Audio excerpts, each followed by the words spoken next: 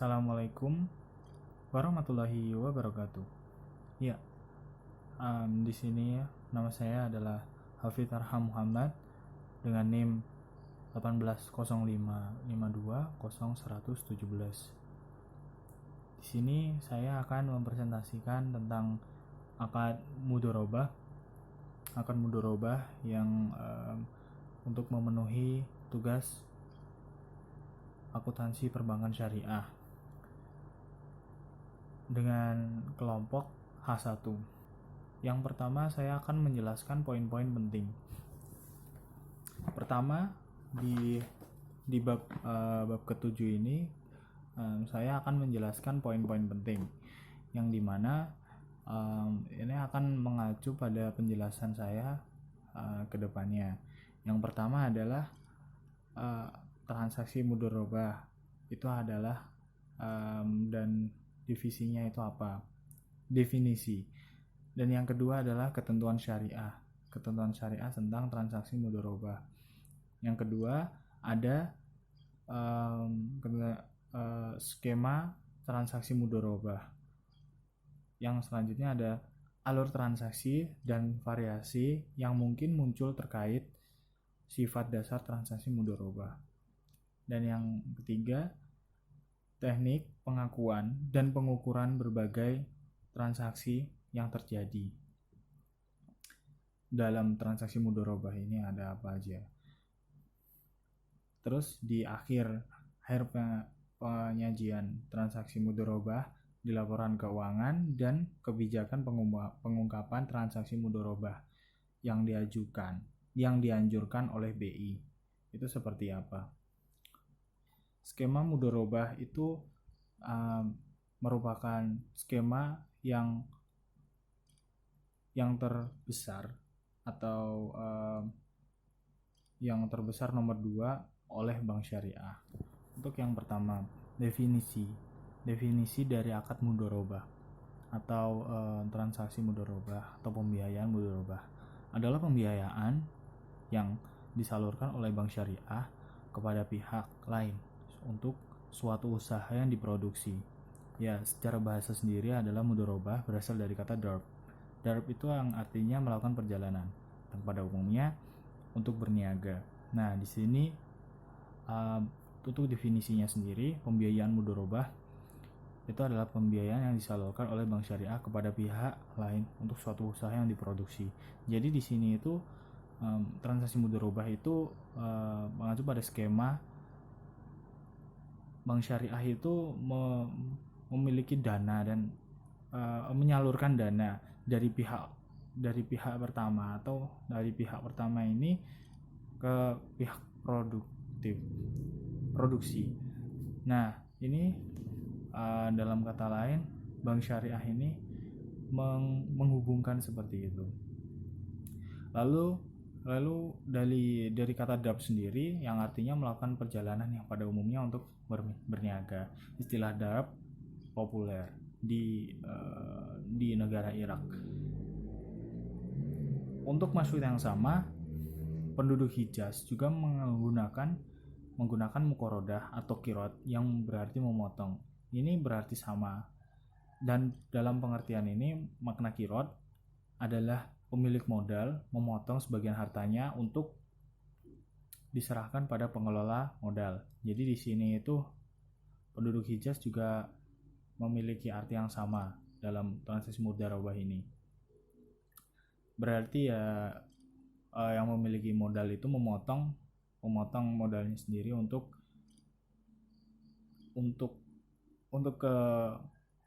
disalurkan kepada pihak produksi seperti itu. Dan selanjutnya ia juga memotong keuntungan usahanya. Jadi keuntungan usahanya ini dipotong untuk kepentingan produksi.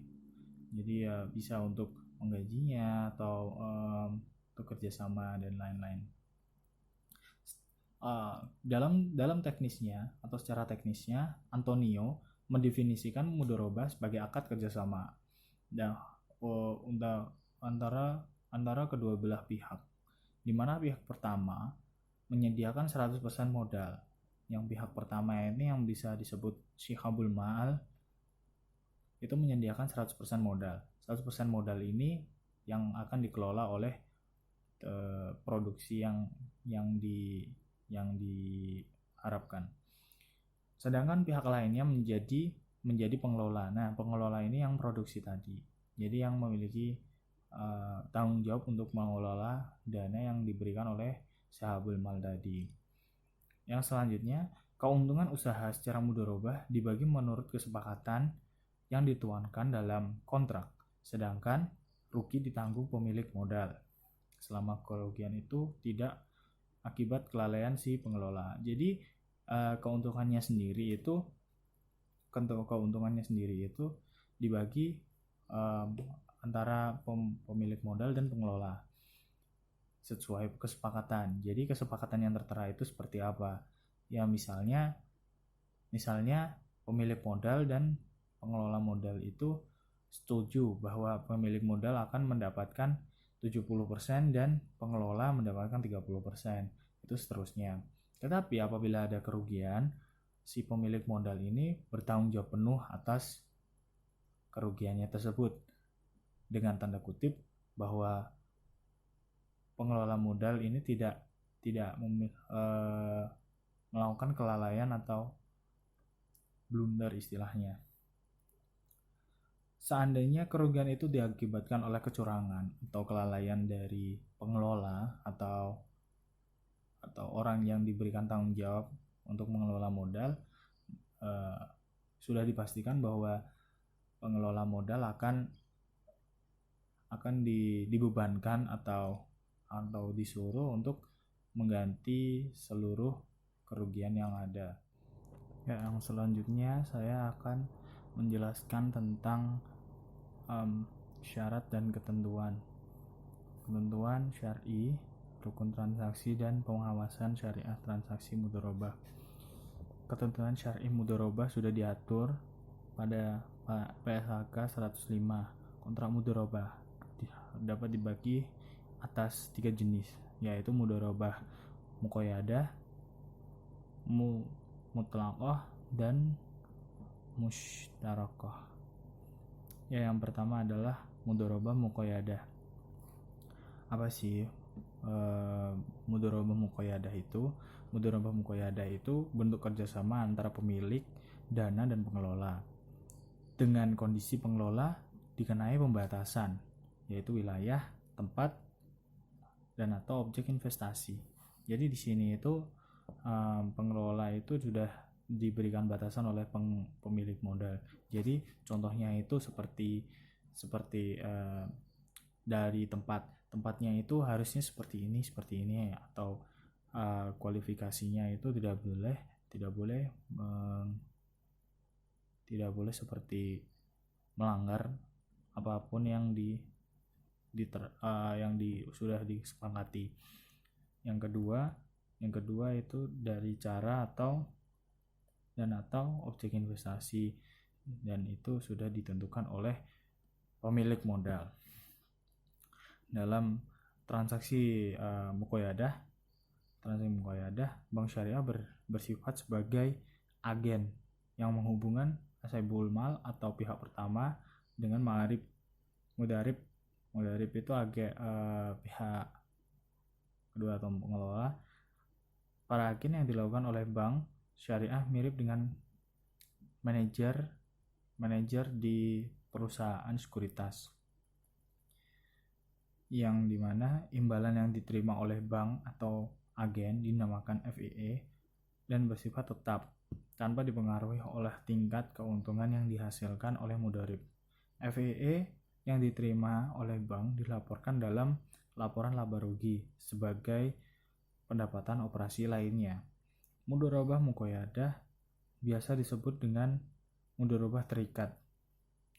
Dalam praktik perbankan, mudharabah muqayyadah terdiri atas 2 jenis, yaitu executing dan channeling. Yang executing itu adalah bank syariah sebagai pengelola penerima dana, menerima dana dari pemilik dengan pembatasan dalam hal tempat, cara, dan atau objek investasi. Akan tetapi bank syariah memiliki kebebasan dalam melakukan seleksi terhadap calon mudorib. Sementara yang channeling atau mudorobah muqayyadah yang channeling itu bank syariah tidak memiliki kewenangan apapun dalam menyeleksi calon mudorib yang mengelola dana tersebut, seperti itu.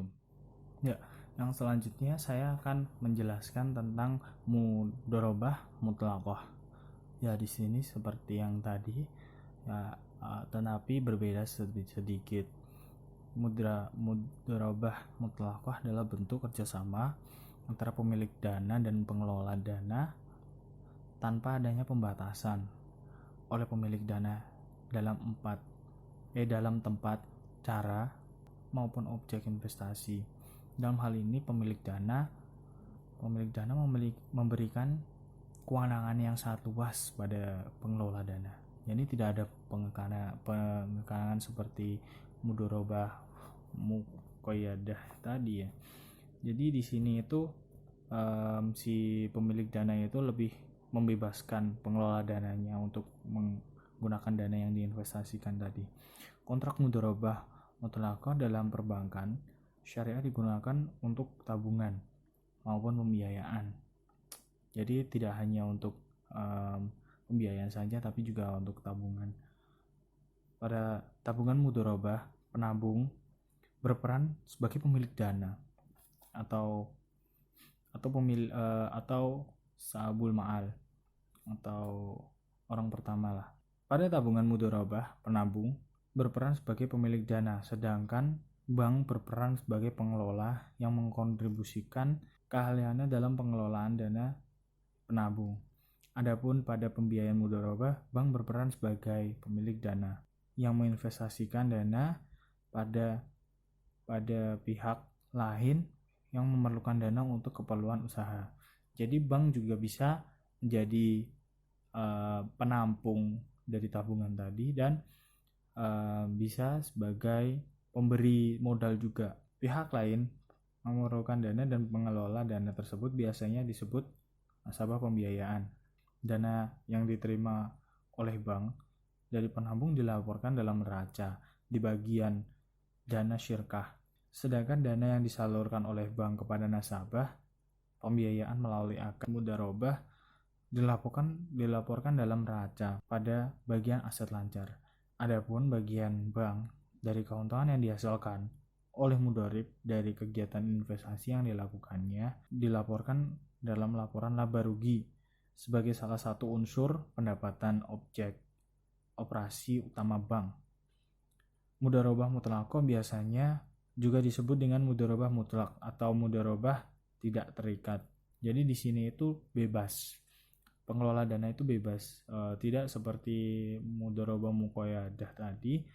Di sini pemilik dana itu lebih membebaskan pengelola dana dalam mengatur pendanaannya tadi. Dan bank syariah di sini itu sebagai penampung orang yang menabung, dan yang kedua dapat mengalokasikan dana untuk mencari pengelola, seperti itu. Dan yang terakhir ada mudorobah mustarokah. Mudorobah mustarokah adalah bentuk mudorobah di mana pengelola dana dan menyertakan modal atau dananya dalam kerja sama investasi. Akad musyarakah ini merupakan solusi sekiranya dalam perjalanan usaha pengelola dana memiliki modal yang dapat dikontribusikan dalam investasi. Sedangkan di sisi lain, adanya penambahan modal ini akan dapat meningkatkan kemajuan investasi. Akad musyarakah ini pada dasarnya merupakan perpaduan antara mutlaqah dan muqayyadah. Dan dalam mudorobah musyarakah, pengelola dana berdasarkan akad menyertakan juga dananya dalam investasi bersama berdasarkan akad musyarakah. Setelah penambahan dana oleh pengelola, pembagian hasil usaha antara pengelola dana dan pemilik dana dalam mudorobah sebesar hasil usaha musyarakah setelah dikurangi porsi pemilik dana sebagai pemilik dana musyarakah. Berikut skemanya. Skemanya itu yang pertama itu dari dana dari nasabah dana dengan sistem pool of fund atau nasabah dana dengan sistem ini itu pool of fund itu yang memiliki dana dan terus disalurkan kepada bank syariahnya sendiri atau di investor. Nasabah terus bank dan investor itu mencari mudharib atau pengelolanya sendiri gitu, seperti itu. Ya, yang selanjutnya saya akan menjelaskan tentang rukun transaksi mudharabah. Rukun transaksi mudharabah itu meliputi sebagai berikut. Yang pertama adalah adanya dua transaktor itu kedua orang yang transaksi. Yang pertama adalah pemilik modal dan yang kedua adalah pengelola. Dan yang selanjutnya ada ijab qabul dan ada objek mudharabah. Selanjutnya saya akan menjelaskan ketiga poin yang sudah saya katakan tadi. Yang pertama adalah transaktor. Yang saya sudah jelaskan adalah pemilik modal dan pengelola. Apa sih transaktor atau kedua belah pihak ini? Kedua pihak transaktor di sini adalah investor dan pengelola. Investor biasa disebut dengan istilah sihabul ma'al atau robul ma'al, yaitu pihak pertama. Jadi di sini seorang investor itu adalah orang yang memiliki uang atau memiliki modal untuk yang nantinya menjadi sumber dana untuk pengelola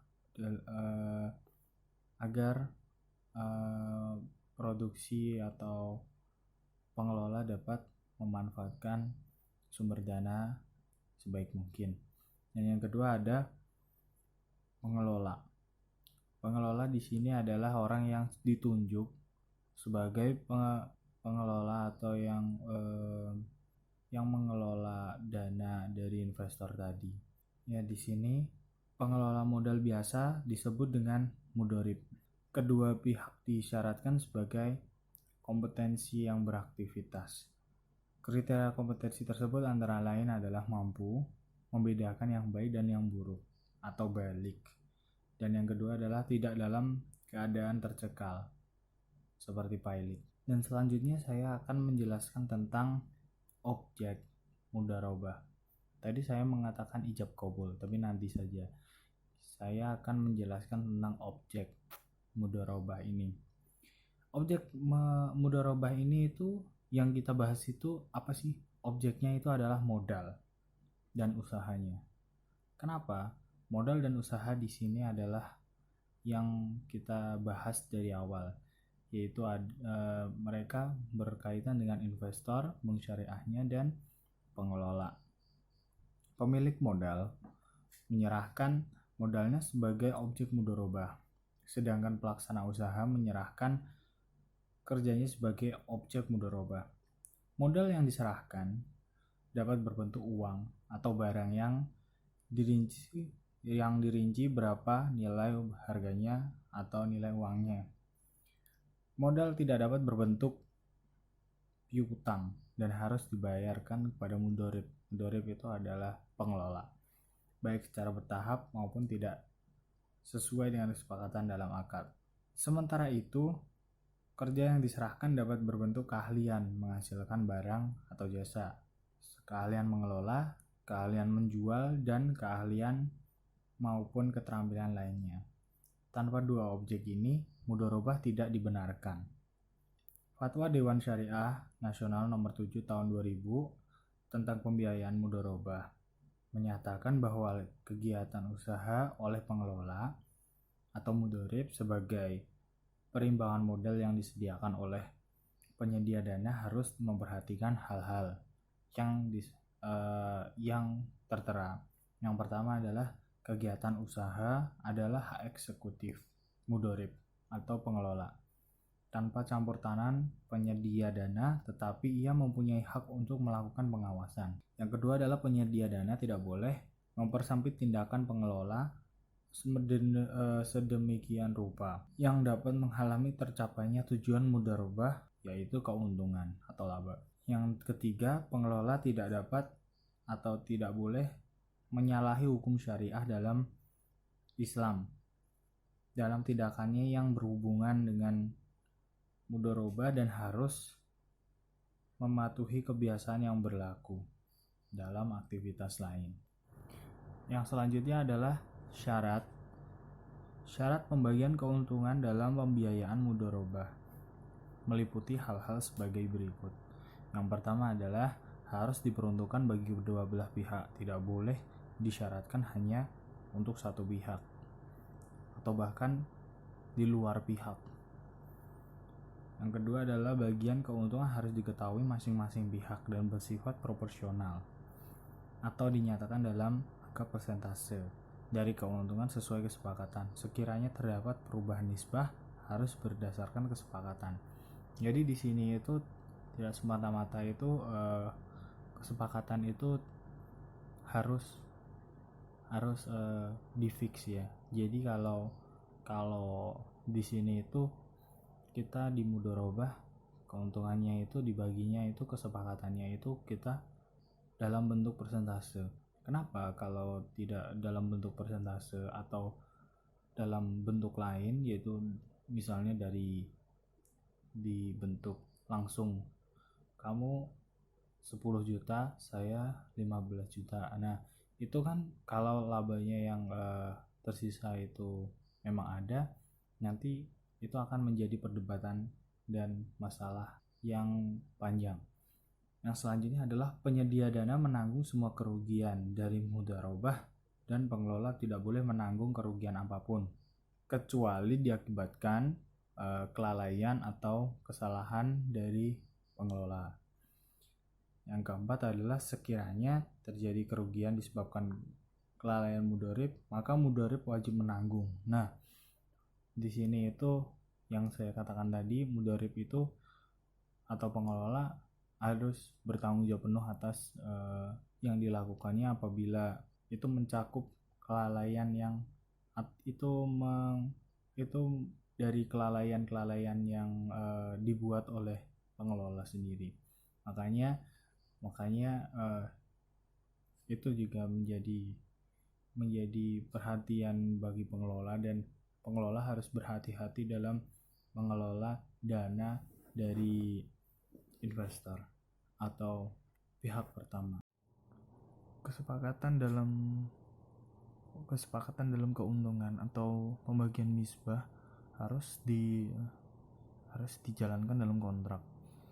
Bank syariah boleh menerapkan sistem bagi hasil maupun sistem bagi keuntungan atau bagi laba, profit sharing, yang dimana yang pada akhirnya mereka itu di modern ini diarahkan kepada gross profit sharing. Keduanya itu dijadikan satu jadi gross profit sharing, seperti itu. Gross profit sharing sendiri adalah pembagian dalam bentuk laba bruto dan di sini penggunaan gross profit sharing sebagai dasar pembagian keuntungan cukup adil bagi perbankan syariah, karena di sisi lain bagi hasil kepada nasabah penabung. Bank syariah ini juga menggunakan praktik yang sama. Penggunaan praktik gross profit sharing sebagai dasar bagi hasil nasabah penabung atau deposan dengan skema mudharabah dapat terlihat pada pengakuan pendapatan bank syariah. Pendapatan mudharabah yang dibagi hasil misalnya adalah nilai margin murabahah, selisih harga jual dengan harga pokok yang barang dijual yang uangnya telah diterima oleh bank syariah. Ini menunjukkan bahwa dasar bagi hasil pada nasabah penampung pada dasarnya adalah gross profit sharing dan bukan revenue sharing. Ya, selanjutnya saya akan menjelaskan tentang ijab qabul. Ijab qabul di sini itu adalah merelakan atau menyetujui persetujuan dari kedua belah pihak dalam mudharabah yang merupakan wujud prinsip dari sama-sama rela. Dalam hal ini kedua belah pihak harus sama-sama rela dalam berakad mudharabah. Di sini si pemilik dana harus setuju dengan perannya untuk mengkontribusikan dana, dan pengelola setuju untuk mengelola dana dari sahibul ma'al. Akad mudharabah pada dasarnya dengan akad-akad yang lain itu sama, bersifat umum. Di sini hal spesifik itu juga ada, yang seperti pernyataan bank sebagai sahibul ma'al untuk menanggung kerugian kecuali yang disebabkan oleh kelalaian mudharib. Pernyataan hak bank untuk memasuki tempat usaha dan tempat lainnya untuk mengadakan pengawasan terhadap pembukuan, catatan, transaksi mudharib yang berhubungan dengan pembiayaan mudharabah baik secara langsung maupun tidak langsung. Selain akad yang ditandatangani oleh kedua belah pihak, dalam praktik ini juga dilampiri dengan proyeksi pendapatan dan jadwal pembayaran angsuran pokok maupun bagi hasil. Jadi di sini itu akad mudharabah itu selain adanya transaksi juga ada ijab dan qabul. Ijab qabul atau dalam bahasa Indonesianya itu serah terima. Serah terima di sini itu merelakan. Yang maksudnya itu merelakan dalam hal dari pihak pertama atau sahibul ma'al itu harus dapat merelakan dana yang dikontribusikan kepada pengelola dan ikhlas atau bisa merelakan dananya untuk dikelola oleh pihak mudharib. Lalu untuk pihak mudharibnya sendiri harus rela juga. Rela dalam artian itu rela dalam hal mengelola dana yang sudah diberikan oleh sahibul ma'al, seperti itu. Dan di sisi lain bank juga dapat peran dari ijab qabul itu sendiri. Yang pertama, bank sebagai bank syariah ini sanggup untuk mengambil semua risiko yang tidak dimiliki oleh kedua belah pihak, yaitu dapat menanggung segala kerugian apabila tidak mencakup kelalaian atau tidak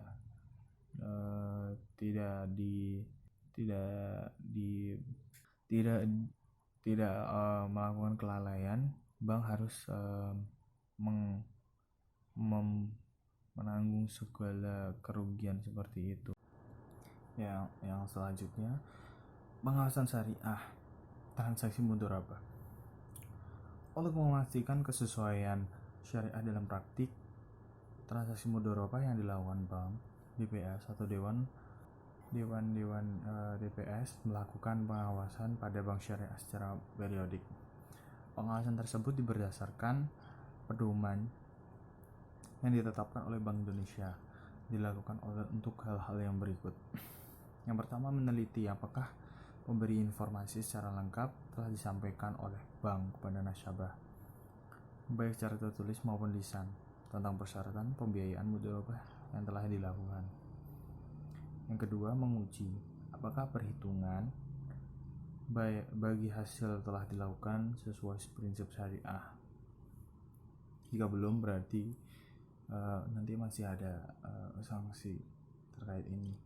Yang ketiga, memastikan adanya persetujuan para pihak dalam perjanjian pembiayaan mudharabah, memastikan rukun dan syarat mudharabah, dan yang terakhir, memastikan bahwa kegiatan investasi yang dibiayai tidak termasuk jenis kegiatan usaha yang bertentangan dengan syariah. Jadi di sini itu Dewan DPS ini memastikan bahwa prinsip syariah itu masih berlaku dalam praktik akad mudharabah. Nah, yang selanjutnya saya akan menjelaskan tentang diagram alir dari alur transaksi atau alur transaksi mudharabah, akad mudharabah. Yang pertama dimulai dari pengajuan permohonan pembiayaan oleh nasabah dengan mengisi form permohonan pembiayaan. Formulir ini bertujuan untuk menguji kelayakan bahwa nasabah tersebut itu cocok atau tidak. Formulir tersebut diserahkan pada bank syariah beserta dokumen pendukung. Pihak bank selanjutnya melakukan evaluasi dan kelayakan pembiayaan mudharabah yang diajukan nasabah dengan analisis 5C: capacity, karakter, kapital, komitmen, dan kolateral. Analisis diikuti kemudian dengan verifikasi.